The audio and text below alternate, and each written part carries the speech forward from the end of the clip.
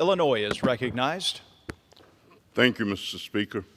I yield myself such time as I may consume.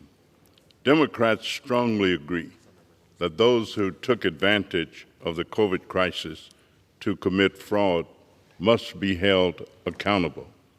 Indeed, Democrats put $2 billion in the American Rescue Plan to fight fraud, and every House Republican voted against these investments to prevent fraud and to hold criminals accountable.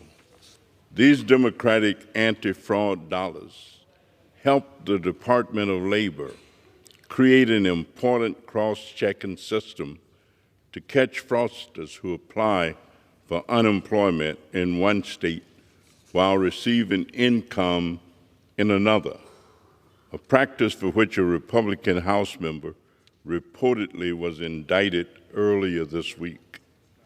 Republicans are playing a dangerous game by cutting ongoing successful work by the federal government to fight fraud and leaving states to pick up the pieces. The Department of Labor expressed deep concern about how H.R. 1163 will throttle essential ongoing efforts to strengthen and protect the uninsurance program. Instead of punishing organized crime, the Republican H.R. 1163 guts federal funding to fight fraud, weakens state unemployment systems, privatizes American public service jobs, and sends cruel surprise bills to innocent workers who were unemployed during the pandemic. We bipartisanly enacted pandemic unemployment benefits that kept an estimated 5 million people a year from falling into poverty. This assistance meant revenue and customers for businesses and helped spur our economic recovery. Unfortunately, when disaster struck, state unemployment systems were not prepared. Mistakes were made, and thousands of workers were overpaid.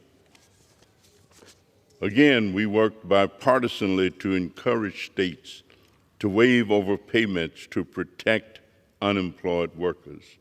Now Republicans want to force states to claw back accidental overpayments from workers up to 10 years later. So when my GOP colleagues incorrectly assert that the bill limits the clawback of overpayments to fraud, they're only referring to a very narrow limit on the ability of states to keep portions of recovered fraud payments. My Democratic colleagues and I offered many amendments to invest in anti-fraud efforts, protect workers, and strengthen state unemployment systems.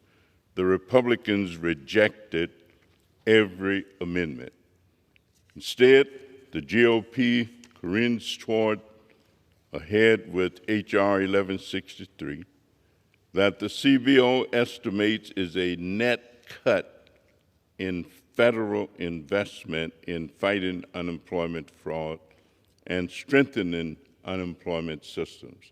And that is why so many organizations oppose H.R. 1163, including the AFL-CIO, the American Federation of State, County, and Municipal Employees, the Center on Budget and Policy Priorities, the Communication Workers of America, the National Employment Law Project, and the Service Employees Unions.